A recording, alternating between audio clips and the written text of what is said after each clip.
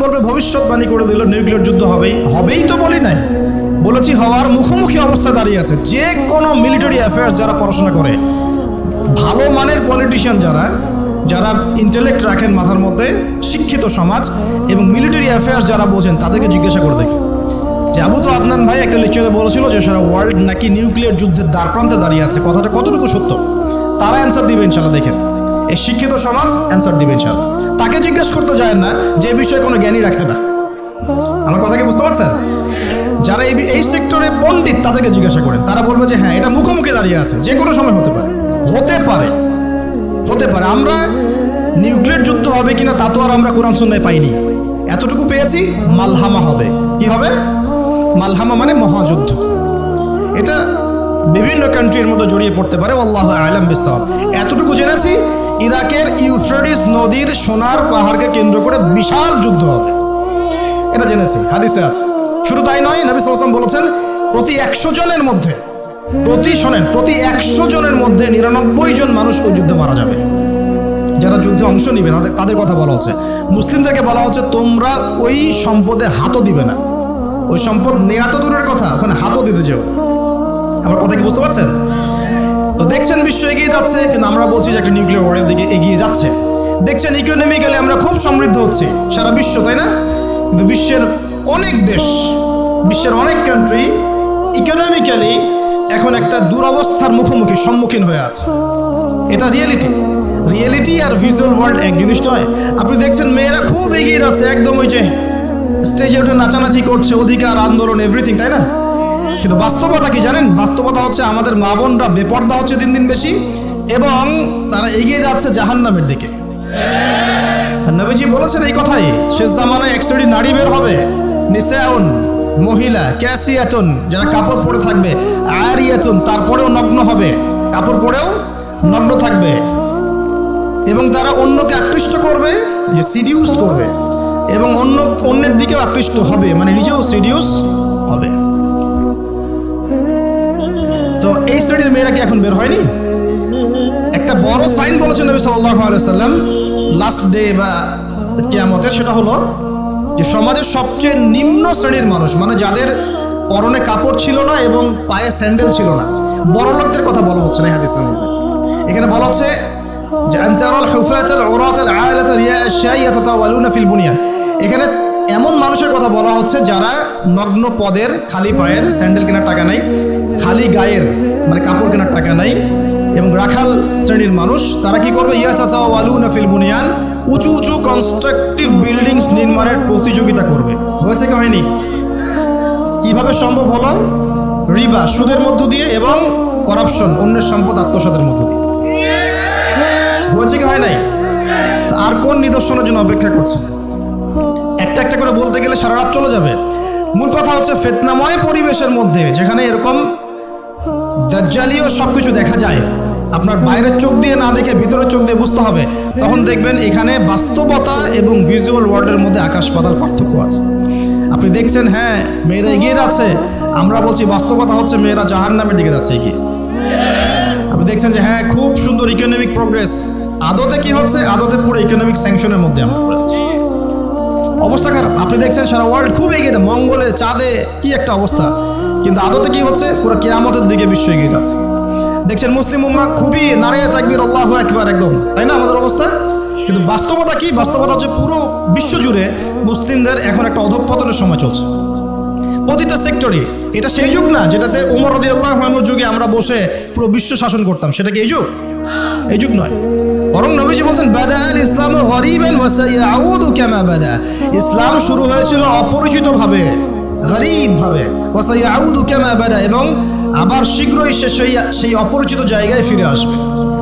অপরিচিত জায়গায় ফিরে আসবে, গরীব জায়গায়। আপনি পরিবারে ইসলাম পালন করতে যান, পরিবারের মধ্যে আপনি গরীব হয়ে যাবেন, অপরিচিত হয়ে যাবেন। সমাজে পালন করতে যান, আমি কোন ইসলামের কথা বলছি? ওই গোলালু মার্কা ইসলাম না, এটা সব তরকারিতেই চলে ওটার কথা বলছি না। যে ইসলাম ফলো করলে আপনার হাতে আগুন ধরে রাখার মতো অবস্থা হয়, ওটা ফলো করেন, সমাজে আপনি বিচ্ছিন্ন হয়ে যাবেন। বিশ্বে পালন করতে যান, দেখবেন আপনাকে কোণঠাসা করে রেখে দিয়েছে। এই হলো অবস্থা, গরীবান। এই অবস্থায় কি হবে? যেটা আপনি বাহ্যিক চোখে দেখছেন, বাস্তবতা এমন নাও হতে পারে। আল্লাহ পাক আমাদেরকে এই সিচুয়েশনটাকে বোঝার তৌফিক দান করুন। আর সিচুয়েশন বুঝতে গেলে বাহ্যিক জ্ঞান যথেষ্ট নয়, ইন্টারনাল কি লাগবে? আল্লাহর বাসিরা এবং নূর এবং মারিফত দরকার আছে। এটা কি জিনিস, এটা আমি আপনাকে আসলে ওই ক খ গ ঘর মতো পড়িয়ে বোঝাতে পারবো না, তবে আমি চেষ্টা করছি। আমার দিকে মনোযোগ দেন। খিদির আলাইহিস সালাম যা দেখছেন মুসা আলাইহিস সালাম কি তাই দেখেছিলেন? আচ্ছা, খিদির আলাইহিস সালাম যে তিনটা ঘটনা ঘটলো, এই তিনটা ক্ষেত্রে খিদির সঠিক ছিলেন না ভুল? তাহলে তিনি এমন কি দেখলেন, কি বুঝলেন, কি শুনলেন যেটা মুসা আলাইহিস সালাম পারলেন না, বুঝলেন না? এটা কি? এটাই হচ্ছে আল্লাহ পাকের বাসিরা বা মারিফত বা দূরদর্শিতা, যেটাকে আমরা আল্লাহ নূর বলি। তিনি আল্লাহ পাকের নূর দিয়ে দেখছেন। এখন আমরা বুঝলাম শেষ জামানায় টিকে থাকতে হলে আমাদেরকে এরকম দৃষ্টিভঙ্গি নিতে হবে, এতটুকু বুঝতে পেরেছি। কিন্তু এই দৃষ্টিভঙ্গি অর্জিত হবে কিভাবে, এই বিষয়টা আমরা বুঝতে পারছি না। পরিবেশটা নষ্ট করেন না। সুবহানাল্লাহ। একজন ইমামের বেতন দেওয়ার সময় আমরা হিসেব করি, তাই না? 10,000 টাকা না 8,000 টাকা, 2,000 টাকা বাড়াতে আমাদের কলিজা কাঁপে। একটা ওয়াজ মাহফিল হবে, সেখানে দেখা যায় যে একজন আলোচক আসবেন, তার হাদিয়া তোহফা দেওয়ার ক্ষেত্রে আমাদের হিসেব করতে হয়। এবং যখন একটু রাউন্ড ফিগার চলে যায়, যে একজন বক্তার হয়তো লাগছে 20, 30, 40 ইত্যাদি, তখন অনেক সমালোচনা হয় যে তারা ধর্ম ব্যবসা শুরু করেছে। তো এটা কিসের ব্যবসা হচ্ছে এখন বলেন? এটা কিসের ব্যবসা? এটা ওয়ান কাইন্ড অফ কি সংস্কৃতির নামে আমরা যুব সমাজকে জেনা শিখাচ্ছি। এবং একটু দাঁড়ান, আমি বলি আগে, প্রত্যেকটা কথাই ঠিক ঠিক বললে তো আমি কনসেন্ট্রেট করতে পারবো না। আর আমি একটা কথা বলি যে দেখুন, কোরআন সুন্নাহর কথাগুলো আমরা ঠিক বললেও ঠিক, না বললেও ঠিক, ঠিক কিনা বলেন? আচ্ছা, এই তো কোরআন এবং সুন্নাহর কথাগুলো আমরা ঠিক বললেও ঠিক, না বললেও ঠিক। তো যাই হোক, দেখেন একটা এলাকার মধ্যে যুব সমাজদেরকে একত্রিত করে সেখানে যখন একজন নগ্ন অর্ধনগ্ন মেয়ে নাচবে, গাবে, এখান থেকে নিশ্চয়ই যুব সমাজ অনেক উপকৃত হবে। যুব সমাজের বেকারত্ব দূর হয়ে যাবে, যুবকদের নৈতিক অবস্থার উন্নতি হবে, তাই না? তারপরে যুবকরা ন্যায় শিখবে, হ্যাঁ, হালাল জিনিস শিখবে, তাই না? যুবকরা ইনশাআল্লাহ জাতিকে নেতৃত্ব দেওয়ার যোগ্যতা অর্জন করবে, তাই নয় কি? যদি তাই না হয়ে থাকে তাহলে এত টাকা পয়সা খরচ করে আমরা এগুলো কেন করি? আমরা কি চিন্তা করেছি যে ইসলাম একটা পরিপূর্ণ জীবন ব্যবস্থা না অসম্পূর্ণ? তো ইসলাম যদি একটা পরিপূর্ণ জীবন ব্যবস্থা হয় তাহলে ইসলামে কি সংস্কৃতি নাই? পরিপূর্ণ মানে কি? পরিপূর্ণ মানে হচ্ছে যে বিষয়টা এমনভাবে পরিপূর্ণ, তো বোঝাই যে গ্লাস, যদি এক গ্লাস পানি, এই গ্লাসটা কি পরিপূর্ণ? না, খালি আছে। যদি টইটুম্বর থাকতো যেখানে সামান্য কিছু প্রবেশ করার বা সামান্য কিছু বের করার কোনো সুযোগ নাই, সেটাকে বলা হয় কি? পরিপূর্ণ। এখন আপনি কোরআন পুরোটা ঘেঁটে ফেলেন, আপনি একজন হিন্দু ভাই হন বা খ্রিস্টান ভাই হন, বুদ্ধিস্ট হন, জিউস হন বা মুসলিম হন, বা আপনি কোনো ধর্মই মানেন না, একজন নাস্তিক মনে করেন, কথার কথা বলছি, আমি উদাত্ত আহ্বান জানাচ্ছি আপনি কোরআনটাকে স্টাডি করেন। আমি আপনাকে বলছি না যে একদম পরিপূর্ণ মুসলিম হয়ে যান, এটা কিন্তু আমি বলছি না। আমি বলছি আপনি কোরআনটাকে স্টাডি করেন, স্টাডি করে দেখেন যে কোরআনে এমন একটা বিষয়ে বাকি আছে কিনা যেটা মানবতার জন্য প্রয়োজন। এমন একটা কোনো বিষয় বাকি আছে নাকি? মানুষের জীবনে কয়েকটা ক্ষেত্র থাকে, ইবাদত বন্দেগীর জীবন থাকে যেখানে আপনি ইবাদত বন্দেগী করবেন, নামাজ, রোজা, হজ, যাকাত, আধ্যাত্মিকত্ব, আল্লাহর মারিফত অর্জন, আল্লাহর ওলি হবেন, পরকালে জান্নাতে যাবেন। এই তো মানুষের ইবাদতের একটা জীবন থাকে, মানুষের একটা পারিবারিক জীবন থাকে। পারিবারিক জীবনে আপনি পরিবারকে ডিল করবেন, সন্তান সন্ততি প্রতিপালন করবেন ইত্যাদি। সামাজিক জীবন থাকে একটা, সামাজিক জীবনে আপনি সমাজের মানুষের সাথে ডিল করেন, মুআমেলাত থাকে আপনার। কি বলবো, আমরা as a social human being আমরা সমাজে অনেক কাজ করি যেগুলো আমাদেরকে সামাজিক হতে শেখায়। একসাথে আমরা একটা সমাজ গড়ি, একে অপরের পাশে দাঁড়াই, একে অপরের দুঃখ কষ্ট ভাগাভাগি করে নেই। একটা পলিটিক্যাল লাইফ থাকে যেখানে আপনি আল্লাহর এই জমিনের মধ্যে আল্লাহ পাকের দ্বীনের প্রচার প্রসার করবেন, বা আপনি মানুষের মধ্যে ন্যায়ের মানদণ্ডে বিচার ফয়সালা করবেন। এই তো একটা মানদণ্ড থাকে। আপনার সাংস্কৃতিক জীবন থাকে, আপনার ইকোনমিক সেক্টর থাকে, আপনি ব্যবসা বাণিজ্য করবেন, চাকরি বাকরি করবেন। মানুষের জীবনে এরকম কয়েকটা সেক্টর দিয়ে গঠিত: পরিবার, ইবাদত, আপনার আধ্যাত্মিকত্ব, আপনার সমাজ, আপনার রাষ্ট্র, আপনার এই যে সংস্কৃতি, আপনার অর্থনীতি, এগুলি তো, বাইরে আর কিছু লাগে? একটা মানুষের জীবনের এই কয়েকটা ফেজ থাকে, অধ্যায় থাকে, এবং আমাদের সবার জীবনে কিন্তু এই অধ্যায়গুলো আছে, আলহামদুলিল্লাহ। এখন আপনি কোরআনটাকে অনেস্টলি পড়েন, নিরপেক্ষভাবে পড়বেন, পক্ষপাতিত্ব করে নয়। নিরপেক্ষভাবে কোরআনটাকে স্টাডি করে দেখেন যে এমন একটা বিষয় কোরআনে বাকি আছে কিনা যেটা একটা মানুষের জীবনে চলার পথে প্রয়োজন হয়। যদি দেখেন যে একটা বিষয় বাকি নাই, তাহলে বুঝতে হবে এই কিতাব সাধারণ কোনো কিতাব নয়, এটা মহাবিশ্বের মহাস্রষ্টা আল্লাহর পক্ষ থেকে নাজিল হয়েছে। আর যখন আপনি বুঝতে পারবেন যে হ্যাঁ এটা আল্লাহর পক্ষ থেকে এসেছে, তখন আপনার একটাই কর্তব্য, এর সামনে আত্মসমর্পণ করা। এর নাম ইসলাম। হাদিসের মধ্যে চলে যান, দেখবেন নবী সাল্লাল্লাহু আলাইহি ওয়াসাল্লামের হাদিস, এই যে মিশকাতের কথাই বলছি, মিশকাতুল মাসাহি বইয়ের মধ্যে দেখবেন যে মাথার চুলটাকে কিভাবে আঁচড়াতে হবে এর জন্য আলাদা একটা অধ্যায় আপনি পাবেন। কিভাবে ইস্তেঞ্জা করতে হয় পাবেন, ইস্তেঞ্জা মানে পেশাব পায়খানা, কিভাবে গোসল করতে হয়, হায়েজ নিফাসে কি করতে হবে, স্বপ্নদোষ হলে কি করতে হবে, খাবেন কিভাবে, আপনি ঘুমাবেন কিভাবে, পোশাক পরবেন কিভাবে, নামাজ পড়বেন কিভাবে, জিকির কেমন করে করবেন, কি জিকির করবেন, কোরআন তেলাওয়াত কিভাবে করবেন, কেন করবেন, ফজিলত কি, সুন্নাতের চর্চা কিভাবে করবেন, পরিবার কেমন করে গঠন করবেন, কোথায় আপনি রিজিকের সন্ধান করবেন, হালাল খাবেন না হারাম খাবেন, হালাল খেলে কি হবে, হারাম খেলে কি হবে, সামাজিকভাবে আপনি কিভাবে চলবেন, সমাজের মানুষের সাথে কিভাবে মেলামেশা করবেন, অন্যের হক নষ্ট করলে কি হবে, ঠিক আছে, আপনি রাষ্ট্র কিভাবে চালাবেন, আপনার সংস্কৃতি কেমন হবে, পোশাক কেমন হবে, এভরি সিঙ্গেল মানে ইনিশিয়েটিভ বা এভরি সিঙ্গেল সেক্টর, যেটাকে আমরা বলি এভরি সিঙ্গেল সেক্টর কোরআন এবং হাদিসের মধ্যে ডিটেইলস বর্ণনা করা আছে। সুবহানাল্লাহ। এখন যখন আপনি এটা জানলেন, কোরআন এবং সুন্নাহ পরিপূর্ণ, যার দলিল হচ্ছে সূরা মাইদার 3 নম্বর আয়াত, আল্লাহ পাক বলেছেন আল ইয়াউমা আকমালতু লাকুম দীনাকুম, আজকে আমি তোমাদের জন্য দিনটাকে পরিপূর্ণ করে দিয়েছি।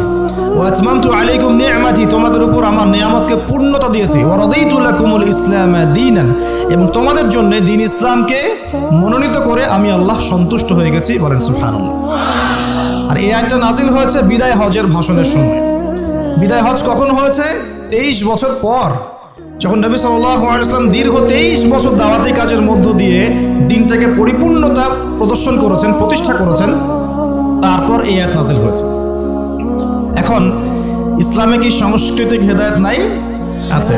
যদি তাই থাকে তাহলে আমরা কেন এমন সংস্কৃতির চর্চা করব যে সংস্কৃতি আমাদের মধ্যে জেনা ছড়িয়ে দিবে, যে সংস্কৃতি আমাদেরকে নগ্ন মেয়ে আমাদের সামনে উপস্থাপন করছে, যে সংস্কৃতি আমাদের যুব সমাজকে যৌন সুরসুরির দিকে প্রলুব্ধ করছে, আমরা কেন সেই সংস্কৃতির চর্চা করব?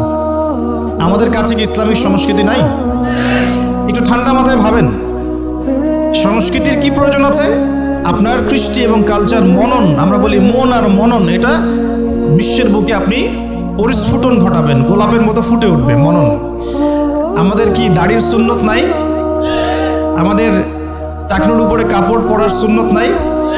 আমাদের ঢিলে ঢালা তাকওয়ার পোশাক পরার সুন্নত নেই? আমাদের মা বোনদের পর্দার সুন্নত নাই? আমাদের এই যুব সমাজ যারা তোমরা মানে পশ্চিমা সংস্কৃতির অনুসরণ করছো আর কি, তোমাদের জন্য কি রাসূলুল্লাহ সাল্লাল্লাহু আলাইহি ওয়াসাল্লামের লেবাস এবং পোশাকের কোনো সুন্নত নাই? মিউজিক পছন্দ করেন মনে করেন আপনি, আপনার জন্য কি ইসলামিক নশিদ নাই? নাই। আপনি ধরেন মুভিজ পছন্দ করেন, ইসলামিক ভালো কোনো মুভিজ নাই? আপনি উৎসব পছন্দ করেন, ইসলামিক উৎসব নাই? আচ্ছা, এর পাশাপাশি এমন উৎসব এমন সংস্কৃতির চর্চা করা যাবে যেগুলো কোরআন এবং সুন্নাহর সাথে সাংঘর্ষিক নয়। হতে পারে সেটা দেশীয়, হতে পারে সেটা সামাজিক, হতে পারে সেটা আমাদের দীর্ঘদিন ধরে চলে আসছে চিরায়ত কোনো ট্র্যাডিশন। সেটার চর্চা অবশ্যই করা যাবে যদি সেখানে এমন কিছু না থাকে যেটা কোরআন সুন্নাহর সাথে সাংঘর্ষিক। যদি সেখানে এমন কিছু থাকে যেটা কোরআন সুন্নাহর সাথে সাংঘর্ষিক, তাহলে কি করা যাবে? এই যে বিগত 31 অক্টোবর, সম্ভবত তারিখটা 31 অক্টোবর 2022, হ্যাঁ 31 অক্টোবর 2022, সারা বিশ্ব জুড়ে একটা চরম শিরক এবং জাহেলিয়াতে পূর্ণ উৎসব পালিত হয়েছে এবং যার ছোঁয়া আমাদের তাওহীদের দেশেও লেগেছিল। তার নাম হচ্ছে কি? হ্যালোইন উৎসব, যেটা টোটালি একটা পশ্চিমা কালচার এবং সেটা দিয়ে ভূত সেজে মানুষ ঘুরে বেড়াচ্ছে। দেখেন নাই? তো এখানে একটা স্ট্যাচুকে প্রমোট করা হচ্ছে না? মানুষের স্বাভাবিক যে আকৃতি আল্লাহ পাক দিয়েছেন, এখান থেকে সে ভূত হতে যাচ্ছে, প্রেতাত্মা হতে যাচ্ছে। খ্রিস্টানরা বলছে যে এটা আমরা পালন করতেও লজ্জা লাগে আমাদের, কিভাবে মুসলিমরা করলো আমাদের বুঝে আসলো না। খ্রিস্টানরা কথা বলছে, আমার কথা না, খ্রিস্টানরা কথা বলেছে। তো এটা যদি কোরআন সুন্নাহর সাথে সাংঘর্ষিক হয় তাহলে কি আমরা এটা পালন করব? আর বাই দ্য ওয়ে একটা কথা বলতে ভুলে গেছি, যখন এই উৎসব চলছিল তখন কিন্তু কোনো ঘোমটাওয়ালা এর প্রতিবাদে 2টা লাইনও ফেসবুকে লিখে নাই, ঠিক আছে? হ্যাঁ, তারা ঘ্রাণ সম্পর্কে ঠিকই লিখেছে, তারা কিন্তু ঘ্রাণ ইস্যু নিয়ে খুব সোচ্চার। তাদের চোখের সামনেই হ্যালোইন উৎসব হয়ে গেছে, একটা লাইনও লেখার সাহস পায় নাই। কারণ লিখলে কি হবে? লিখলে ওই যে ভিতরে আযাব ভোগ করতে হবে, রিয়াল আর কথা বলবে না, ব্যাস, দ্যাটস অল। 2013-14 থেকে নিয়ে 22 পর্যন্ত ইয়েমেনের হামলায় প্রায় 3.5 লক্ষ মানুষ মারা গেছে, যার মধ্যে 60-70% মানুষ হচ্ছে শিশু। 2013 থেকে 2022 পর্যন্ত ইয়েমেনে যে হামলাগুলো হয়েছে এতে প্রায় 3 থেকে 3.5 লক্ষ মানুষ মারা গেছে, যার মধ্যে 60-70% মানুষ হচ্ছে শিশু। একটা লাইনও লেখার সাহস তারা পায়নি। পক্ষে বিপক্ষে একটা কথা বলারও সুযোগ, ফুরসত, তাকওয়া, ঈমান তাদের ভিতর থেকে বের হয়নি। এই তো কয়দিন আগে বাংলাদেশে একটা আন্দোলন হয়েছিল, রাসূল সাল্লাল্লাহু আলাইহি ওয়াসাল্লাম এবং আয়েশা রাদিয়াল্লাহু আনহার চরিত্র নিয়ে কটূক্তি করা হয়েছে, মনে আছে কি? মানুষ খুব সহজে ভুলে যায় এটা স্মার্টফোনের যুগ। স্মার্টফোনের যুগ মানে কি? মানুষ খুব সহজেই ভুলে যায়। এই কারণে আপনি যখন কিছু কাজ করবেন, কাজগুলোকে খাতায় লিখে নেবেন, এতে করে মনে থাকবে, আদারওয়াইজ আপনি ভুলে যাবেন। এটা স্মার্টফোনের যুগ। আর এই ফোনটার নাম স্মার্ট হলেও এই ফোনটা খুব একটা স্মার্ট নয়, কথা বুঝতে পারছেন? বরং ফোনটা আমাদের দিন দিন আনস্মার্ট করছে আমাদেরকে আর কি। তো দেখুন কয়েকদিন আগে এটা হয়েছে, এবং সেই আন্দোলনে দেখা গেছে আলেম ওলামা তো অবশ্যই, অনেক পলিটিক্যাল লিডার্স এবং আমাদের জেনারেল ভাইরাও কিন্তু রাস্তায় নেমে মিছিল করেছিল, মনে আছে? এই তো কয়েকদিন আগে, এটা মেবি জুন জুলাই সামথিং এরকম হবে আর কি। তখন কিন্তু তাদের কেউই কোনো প্রতিবাদ করে নাই। যা করেছে যত সামান্য, এবং যারা এটার প্রতিবাদ করেছে ওদেরকে তারা বলেছে এটা জায়েজ নয়, না জায়েজ, এসব প্রতিবাদও করা যাবে না। সুবহানাল্লাহ, মনে আছে কি? মনে করায় দিই। তারপরে আমাদের মধ্যপ্রাচ্যের অনেক বড় বড় রিনাউন্ড শায়েখ, যাদের নাম শুনলে আমরা আসলে তাদের শ্রদ্ধাটা ঠিক মতো করতে পারি না। তাদের যে পরিমাণ জ্ঞান প্রজ্ঞা আল্লাহ পাক দিয়েছেন, এটা অর্জন করতে আমাদের মনে 100 বছর লেগে যায়। এরকম বড় বড় অনেক শায়েখ হঠাৎ করে হারিয়ে গেলেন, নাই। কোথায়? ওই যে আন্ডারগ্রাউন্ডে। কি হয়েছে? হকপন্থী, হকের কথা বলেছেন কিছু, কি করেছে? ওই সিনেপ্লেক্সের এগেনস্টে কথা বলেছে, অশ্লীলতার বিরুদ্ধে কথা বলেছে, হ্যাঁ, পর্দার খেলাফ কিছু হচ্ছে এটার বিরুদ্ধে কথা বলেছে, কনসার্টের এগেনস্টে কথা বলেছে, সব আস্তে আস্তে নাই মাইনাস। তো তারপর দেখা গেছে তাদের পক্ষে একটা লাইন লেখার মতো ফুরসত এদের হয়নি। এরকম অসংখ্য ইস্যুজ আছে যখন তাদেরকে খুঁজে পাওয়া যায় না, কিন্তু যখন এরকম ঘানের মতো কোনো ইস্যু বের হয় যার সাথে আমাদের সম্পর্ক আছে, হঠাৎ করে গর্ত থেকে বের হয়ে বলে দেবে যে খারেজি। সুবহানাল্লাহ, সুবহানাল্লাহ। সারা বিশ্বে মুসলিম কান্ট্রিগুলোর দিকে তাকিয়ে দেখুন, অলমোস্ট এভরি সিঙ্গেল মুসলিম কান্ট্রিতে আজকে মুসলমানরা নির্যাতনের শিকার, ঠিক আছে? এই সিরিয়ায় দেখেন, প্যালেস্টাইন, তাদের ঘরের সামনেই প্যালেস্টাইন দেখেন, সিরিয়ায় দেখেন, ইয়েমেনে দেখেন, ইরাক ইরানে দেখেন, আপনি যে উইঘুরদেরকে দেখেন, রোহিঙ্গাদেরকে দেখেন, আফগান তো আছেই। আফগান নিয়ে কথা বলা যাবে না ওদের সাথে, বিকজ তাদের মতে যারা পশ্চিমাদের এগেনস্টে যুদ্ধ করেছে ওরা খারেজি ছিল। যারা পশ্চিমাদের অপশক্তির বিরুদ্ধে যুদ্ধ করেছে তারা কি ছিল? খারেজি ছিল। অতএব আপনি ওটা নিয়ে কথা বলতে যাবেন না, আপনার পিছেও খারেজি ট্যাগ লাগিয়ে দিন। কথা কি বুঝতে পারছেন? আচ্ছা, কিন্তু আমেরিকার সাথে যে বন্ধুত্ব, আমেরিকা এবং ইসরায়েল এবং পশ্চিমাদের সাথে যে বন্ধুত্ব, এই বন্ধুত্বের এগেনস্টে কোনো কথা বলার ফুরসত হয় না। কারণ কি? এটা নিয়ে কথা বললে তো রিয়াল বন্ধ হয়ে যাবে, এটা নিয়ে কথা বললে সমস্যা, দুনিয়ার স্বার্থগুলো নষ্ট হয়ে যাবে। এ কারণে বিগার ইস্যুস, সারা ওয়ার্ল্ডে মুসলিমদের দুরবস্থা, ইকোনমিক স্যাংশন, শেষ জামানার চলমান ফিতনাগুলো, কান্ট্রিতে ইকোনমিক যে দুরবস্থা দেখা দিচ্ছে, মুসলিমদের উপর টর্চার, নির্যাতন, উম্মার বিভক্তি, এই যে বড় বড় ইস্যুসগুলো আছে, এগুলোর সময় চুপ, দেখতে পারবেন না, খুঁজে পাবেন না। যখনই দেখবেন এমন কোনো শব্দ বা ইস্যুস জোর করে বের করা যায় যেটাকে নিয়ে কথা বললে ইসলামিক একটা ফ্লোকে থামিয়ে দেওয়া যেতে পারে, তখন দেখবেন গর্ত থেকে মাথা বের করে বলছে এই খারেজি। সমাজদার গেলে ইশারা কাফি। আর কিচ্ছু বলতে যাচ্ছি না, শুধু মনে রাখবেন একটা কথা যে কোরআন এবং সুন্নাহর সাথে গাদ্দারি করে পৃথিবীতে কেউ টিকে থাকতে পারলেও আল্লাহর কাছে টিকতে পারে নাই। কোরআন এবং সুন্নাহর সাথে গাদ্দারি করে দুনিয়াতে অনেক কিছু অ্যাচিভ করা যেতে পারে, কিন্তু আল্লাহ পাকের পরকালে আর কবরে কশ্চিনকালেও পার পাওয়া যাবে না। শুধু দিনের ফিকহি মাসআলাগুলোই বোঝেন আর ইকোনমিক বিষয়গুলো বোঝেন না, ওয়ার্ল্ড অ্যাফেয়ার্স বোঝেন না, ওয়ার্ল্ডের মুসলিমদের জিওপলিটিক্স বোঝেন না, ইসলামিক মুসলিম কান্ট্রিগুলোর উপর যখন নির্যাতন নেমে আসে কথা বলতে পারেন না, নবীর অবমাননায় কথা বলতে পারেন না, নিষ্পাপ বাচ্চা কাচ্চাকে হত্যা করা হয় তখন কথা বলতে পারেন না। সুবহানাল্লাহ, এমন চোখের সামনে শিরকি কুফরি উৎসব হয়ে যায়, একটা কথা বলতে পারেন না। ঘ্রাণ নিশুতি এত কথা আপনার, কোথায় ছিল এই কথাগুলো যখন এইসব ইস্যুগুলো সামনে ছিল? সুবহানাল্লাহ। এখান থেকে এক শ্রেণীর মানুষের একটা ভিতরের চরিত্র আপনি খুঁজে পাবেন। মনে রাখবেন, ইসলামের বাহ্যিক শত্রুর চাইতে ভিতরের শত্রুর ক্ষতিকর দিক বেশি। ইসলামের বাহ্যিক শত্রুদেরকে আমরা স্পষ্ট চিনি, তাদের সাথে ফাইট করা সহজ, কিন্তু ভিতরের শত্রুদের সাথে ফাইট করা ডিফিকাল্ট। এই জন্যে এই যুগে বাইরের চোখ দিয়ে যা দেখবেন সেটা সবসময় সত্য নয়, ভিতরের চোখ দিয়ে আপনাকে দেখা শিখতে হবে। আপনাকে খিদির আলাইহিস সালাম হতে হবে। কোন খিদির? মূসা আলাইহিস সালাম বলছেন নৌকা কেন ফুটা করলেন? যে নৌকা পার করে দিল, আমাদেরকে নদী পার করে দিল, ওই নৌকা ফুটা করলেন? এই বাচ্চাকে হত্যা করলেন কেন? নিষ্পাপ বাচ্চা। এই দেয়ালটা নির্মাণ করলেন কেন? তিনটা প্রশ্নের উত্তরে খিদির আলাইহিস সালাম বলেছেন আলাম আকুল লাক, আমি কি তোমাকে বলি নাই ইন্নাকা লান তাসতাতিআ মা'ইয়া সাবরা, তুমি আমার সাথে ধৈর্য ধরতে পারবে না? আমি নৌকা ফুটা করেছি এই কারণে, যদি নৌকা ফুটা না করতাম তাহলে এই নৌকা পরবর্তীতে হাইজ্যাক হয়ে যেত, কারণ ওই সমুদ্রে জলদস্যু ছিল, ভালো নৌকা হলে হাইজ্যাক করে ফেলতো, তাই ফুটা করে ফেলেছে। বাচ্চাকে কেন হত্যা করেছি? নিজের ইচ্ছায় করি নাই, আল্লাহর হুকুমে করেছি, কারণ আল্লাহ পাক আমাকে জানিয়েছেন এই বাচ্চা যদি বড় হতো, বড় একটা কাফের হতো এবং সে তার পিতা মাতাকেও কুফরিতে নিয়ে আসতো। দেয়াল কেন নির্মাণ করেছি? বিকজ দেয়াল হচ্ছে এই বাড়ির দুইজন এতিম বালকের দেয়াল। এই দেয়ালের নিচে গুপ্তধন আছে, যদি নির্মাণ না করতাম মানুষ টাকা পয়সা নিয়ে চলে যেত। নির্মাণ করেছি, পরবর্তীতে যখন এটা বড় হবে এই গুপ্তধন তারা পাবে। এই তিনটা ঘটনায় কোথায় আছে? সূরা কাহফের মধ্যে। কোন সূরা?